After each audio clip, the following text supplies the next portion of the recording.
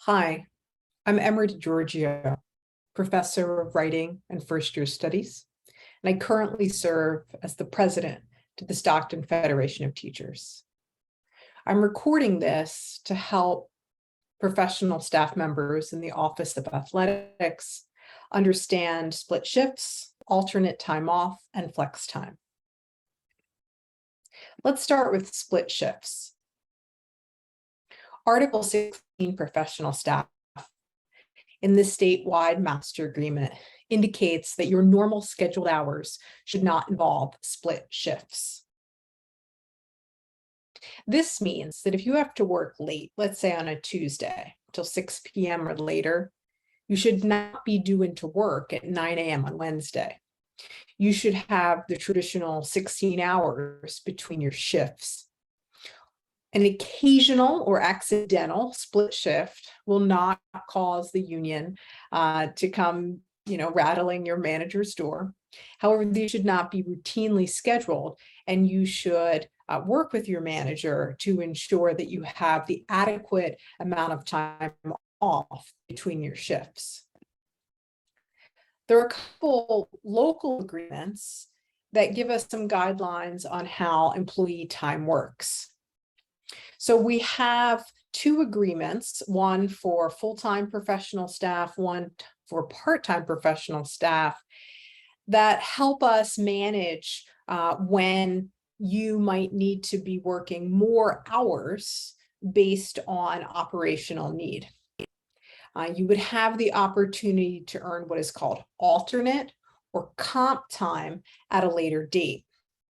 For both of these agreements, there are no sunset dates, which means that they remain in effect. Also, these agreements indicate that it is the first level supervisor who makes the decision whether you are eligible for a flexible work schedule or alternate time off. Regardless of which one is chosen, it should be documented whether you are receiving alternate/comp time or whether you're going to be working a flexible schedule that week. If your manager says that you have to use flex time, you need to be flexing your schedule for the week, and you are unable to finish the duties that you have assigned, you are not to complete those duties at home. One of the most important aspects of these agreements is that once you have accrued 35 hours of alternate or comp time, your first level supervisor should meet with you to schedule this time off. And this time off should be at a time that's best for you and for your department. Time that is accrued between January 1st and June 30th should be used by December 31st of that same year.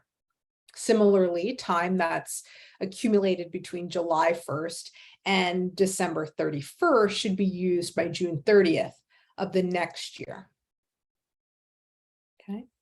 And the supervisor should be reporting both the approved and accumulated alternate time off on a biweekly schedule. We have another MOA that might impact you in your job, and this is the protocols for staff chaperoning office-sponsored student activities and events. Okay, this sets up that there are times by which you might be chaperoning students, and in your case, perhaps if you're a coach, if there are away games or overnights, this would come into play. A couple highlights here. I'm not going to go through all of these, but a really important one is that the employee is in paid status for the duration of their normal work week. And in some cases, they're going to be earning alternate time or comp time for transportation and duties that go beyond the normal work hours. Later in this presentation, I'll go over a few examples of how that might play out. The employee will be keeping a log of the duties outside of the normal workday, and you're going to be submitting this to your unit budget manager no later than 10 days after the last day of travel. This is important. This might be, a spreadsheet. This could be a note on your phone. Your manager might have another way of asking you to keep this log. But it's important for you to have this log to ensure that you're documenting work that you're doing. A couple guidelines here in relation to scheduling as a whole. So when you have regularly scheduled activities in the evening or weekend, these decisions about how you're going to be setting up your time should be made in advance. As I said earlier, it's your first level supervisor who makes the decision regarding whether you should be flexing your work week or whether you'll be accumulating alternate or comp time off. Again, your manager has to understand that if you've been asked to flex your week, something may not be done because those hours have shifted around. Alternate time off, again, we often call comp time, is officially documented in Banner. Flex time should be documented in writing. At the time of this recording, I know that managers in athletics have been discussing how unit-wide they'd be documenting flex time, but it's important that you are documenting it, whether it's an email or some other form, to know how your schedule has been shifted that week. In contrast to these regularly scheduled events that happen on evenings and weekends, there can be emergency or unanticipated activities. So I recognize that these can range from activities in residential life to a pop-up tournament, to a tournament that runs late on the weekend, and the website needs to be updated later than one might normally do it. Okay, this could also happen due to recruitment events, etc. The department should have protocols in place. Okay, so should the staff member, should you be contacting your manager in the moment or immediately after, okay, based on whatever this particular situation is? And how and when does the manager determine if the employee should either set up a flexible work week or accumulate alternate time off? So you want to speak to your manager to determine what these protocols are for your department. Your manager should be familiar with the department workload and deadlines. As I said before, alternate time off is documented in Banner, and flex time should be documented in writing in some capacity. So these are the two kinds of events where, either you have this, planned, the weekend schedule will always look like this, or there's these pop-up or unanticipated activities. Regardless, the manager is going to make the decision, but there needs to be protocols in place for these sort of unanticipated events. So in the link to this presentation, I've included a couple resources as hot links that you can check out here. These include the earned time chart, the holiday calendar, a bunch of our agreements. All of these you can check out on your own. But now I wanted to go over a couple scenarios to help you see how flex scheduling or alternate time might be accumulated. So let's look at this first schedule. Say it is a weekend away game. Okay, it's a Saturday. The coach comes to campus at 8 a.m. The bus is leaving at 9, gone all day. Bus returns to Stockton after the game at 6:30 p.m. The coach has to put away something, get things wrapped up, and leaves campus at 7 p.m. to go home. So let's look at how this breaks down. So since the coach is traveling with the team, they're working the whole time, okay? They're working from 8 a.m. to 7 p.m. Unless there's a lunch break or the coach isn't doing any work at that time period. In that case, that time would not count towards the total. Now, if the coach is engaged with the team and doing work, and I'm going to go over what these different duties might include, they may flex 11 hours, okay, again, minus any time for a true break during this pay period, or they can earn comp alternate time hours. The manager will ultimately make the decision about whether you should be flexing the time or earning comp alternate time. Let's look at a weekday away game now instead, okay? So in this case, it's a Wednesday. The coach comes to campus at 10 a.m. The bus is leaving at 11, game away. The bus returns to Stockton at 7 p.m. The coach leaves campus at 7:30 to return home. Now, since this is a weekday and it's assumed that the coach is full-time and would be working a 7-hour day, this would be a flex schedule of 10 to 6, okay? So arriving at 10, working to 6 instead of coming in earlier. And then they'd be earning another 1.5 hours, either comp or alternate time, because they've stayed until 7:30. Okay, so this is a case where the flex schedule makes sense. And this, again, should be communicated to the manager in advance rather than letting them know after the fact. Okay, so we want some open communication here. Let's look at a third example, overnight travel. Okay, so let's say on Friday, the coach comes to campus at 2 p.m. The bus leaves at 4, there's dinner at 6, they get into the hotel at 7, the check-in is done at 7:30, there's a team meeting from 9 to 9:30, there's bed checks from 10 to 10:30, and then hopefully nothing happens overnight, just sleep. On Saturday, that's when the game is, there's a team breakfast from 9 to 10, the team then has a meeting, at 11 a.m., the game is done by 3:30. The bus departs and returns to Stockton by 8 p.m. And then the coach is then leaving to go back home.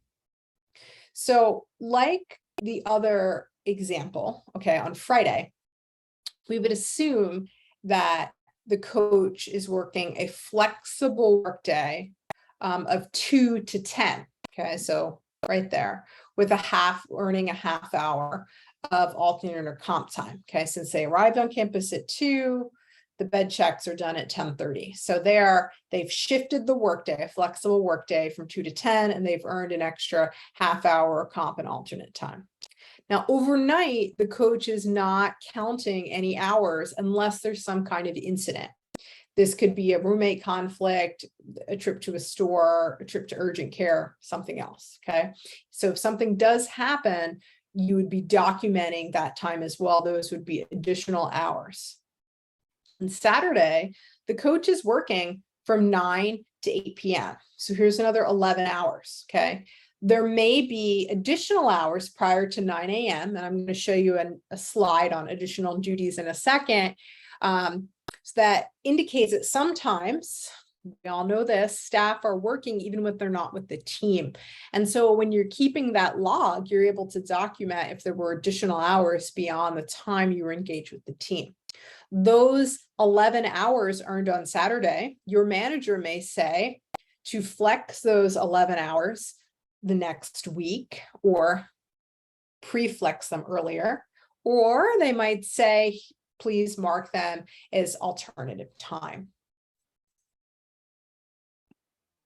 So let's look at some potential additional duties. I want to be clear that this list is not exclusive. It's just trying to offer some possible activities that coaches and other professional staff can be engaged with that may not be clear to other folks. So you might be engaged with the team or with students in some kind of formal capacity, whether that's reviewing films outside of a practice session or some other kind of training or education. You could be prepping for a game or practice session, which might mean working with equipment, preparing practice space, reviewing gameplay.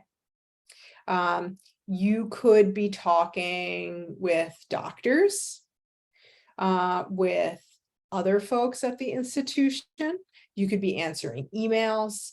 You could be helping set up resources for a student, whether they might be through the CARES program, the Learning Access program, the counseling center, the tutoring center. You could be meeting with and mentoring students in a variety of ways. I use the example here of a student who needs help with financial aid and the amount of time that you might be investing to help the student straighten this out. You could also be on recruiting phone calls as well. So these are just some additional duties that still count as work, even if they don't look like traditional coaching on the court field, etc. So let's look at another example, okay? Let's look at August preseason camp. Now, I want to point out that coaches are not required to stay overnight anymore. They may do so of their own volition, but they're not responsible for supervision and housing or doing meals, okay? So let's say that during this preseason camp on Thursday, there's practice from 6 to 8, 1 to 3, and 6:30 to 8:30. Then on Saturday, there's practice from 7 to 9. There's a coach team meeting from 10 to 11. There's another practice from 1 to 3 and a practice from 8 to 10. Okay, so these are just some examples here. So how one would count their time will depend on what is happening between the practices, okay? If there are additional duties, for example, those defined in the previous slide, outside of the practice sessions, those count as work. If you are actually able to have a break, you have real downtime, then you would not be counting that. So the practice times and team meetings are going to be the base or the minimum hours earned, okay, 13 hours. And any additional hours that can be documented would also count, okay?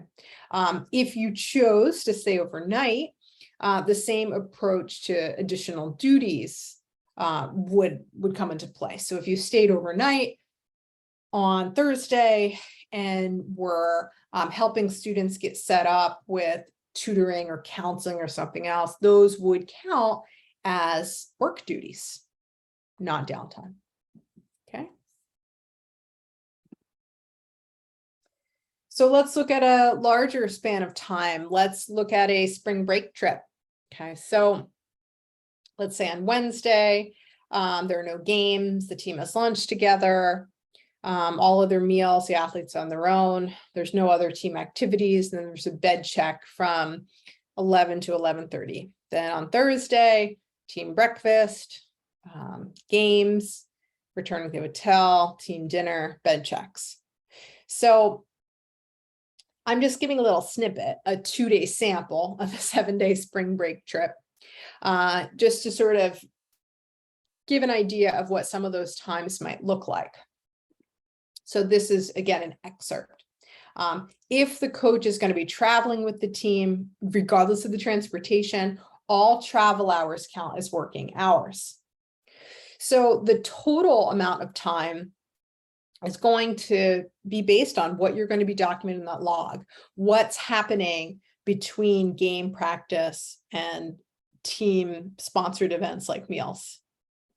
So on Wednesday, if the coach has no other contact with the student athletes and is not engaging in additional duties, they would earn 2 hours, okay?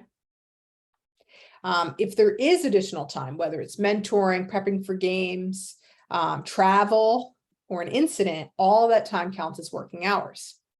On Thursday, based on what's outlined here, the coach is earning 10.5 hours, provided that there are no additional incidents. So again, you'd keep that log to know what you're doing when you're on the clock and when you're off. So let's shift gears a little bit and talk about recruiting. Okay, so here, let's say it's a weekday recruiting event. It's a Tuesday. You come to campus at 10. You leave at 2 p.m. to go watch a high school event. After you stop for dinner, then you return to campus and leave home. So here we're going to assume that the coach is full-time and would be working a 7-hour workday. In this case, this could be a flex schedule again of 10 to 6, earning 1.5 comp alternate time. If the person used their personal vehicle, they're entitled to be reimbursed for their mileage as an AFT member, that mileage between Stockton and the high school where they were recruiting. I want to point out that they don't get paid for the dinner hour break, where they dinner from 5:30 to 6:30, but they do earn the hour between 6:30 and 7:30 when they're on campus wrapping things up. Okay. Let's shift gears now to weekend recruiting. Okay, so now let's say that the coach leaves straight from home, doesn't come to campus. They leave at 8 a.m., get to the tournament at 10. The tournament's done at 4. The coach has dinner from 4:30 to 5:30, returns to campus at 7. So, like any other professional staff employee who might be doing some kind of recruiting, such as an admissions recruiter, just as an example, the coach will be paid for the hours they spend traveling to and from. Okay, so the recruitment travel is going to count as part of their day. Okay, they can be reimbursed for their mileage. Okay, let me back up right there. So, because my own head was covering the description here, so I'll drop that down. Let me back up a tiny bit here. If it is on a normally scheduled workday, they're reimbursed for their mileage after they subtract the distance they travel to the university. Okay, so if they would typically drive 10 miles to campus each way, the tournament is 40 miles away, the coach would be reimbursed for 60 miles total. If this recruitment is happening on a non-scheduled workday or holiday, okay, the coach can be reimbursed to the full amount of travel home and to the site. Okay, so in this case, okay, they're going to be paid for the time they spend traveling, the 4 hours they're in the car, the time they spend recruiting, 6 hours.